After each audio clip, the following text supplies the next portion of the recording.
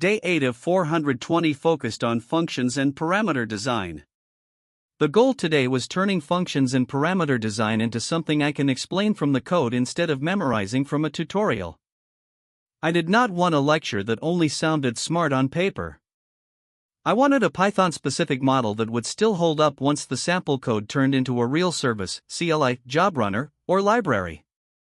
The first concrete check was parameter design that says what is required.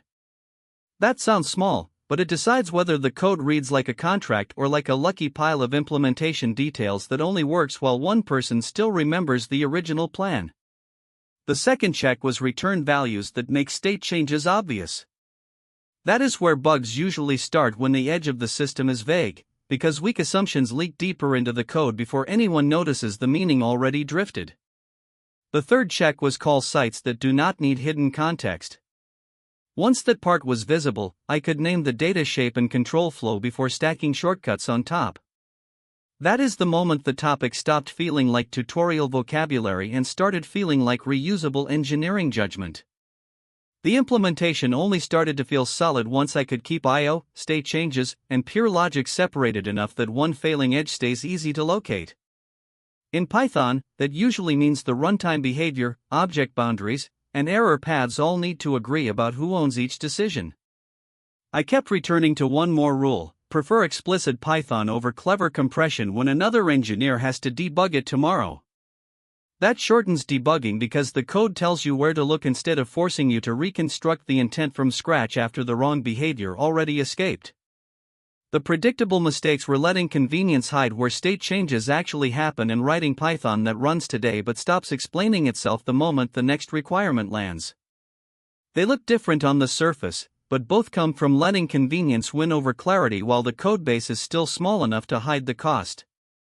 So my recap for day 8 is simple: turning functions and parameter design into something I can explain from the code instead of memorizing from a tutorial. Keep parameter design that says what is required, return values that make state changes obvious, and call sites that do not need hidden context visible, and the code stays much easier to test, explain, and change when tomorrow's requirement arrives. One reason I keep drilling these days is that production changes usually alter the surface area, not the core contract. If the contract is clear, the refactor stays local instead of infecting the whole project, and that is a much better place to be when release pressure shows up. That is especially true in Python, where convenience is powerful enough to hide weak ownership decisions for longer than you think. Clear boundaries keep that convenience useful instead of letting it blur the next debugging session. A lot of debugging time disappears when the request path, async path, or data path is obvious from the structure. The language and libraries help, but only if the design is honest and the boundary is visible in naming, types, and flow. My test is simple: could I explain this same design tomorrow with a different example and still keep the same reasoning? If yes, the lesson probably landed for real. If not, I probably memorized a recipe instead of understanding the trade-off. I also ask where the next teammate would hesitate. That question usually points at the first boundary that is still implied instead of stated, and cleaning that up early is almost always cheaper than doing it after 2 more features land on top of it. When the code is shaped well, the functions, classes, handlers, jobs, or migrations tell the same story.